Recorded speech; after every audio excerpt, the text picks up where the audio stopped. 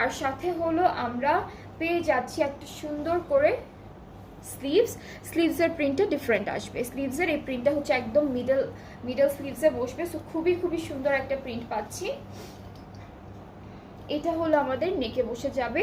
এখানে হচ্ছে এই যে এই সাইডটাতে মিরর ওয়ার্ক করা আছে।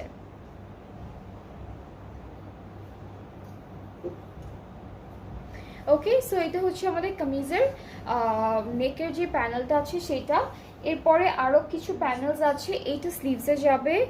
আর হচ্ছে এটা কোথায় আপু, ফ্রন্ট পার্টের আর ব্যাক পার্টের দামানে, এটা ফ্রন্ট আর ব্যাক পার্টের দামানে।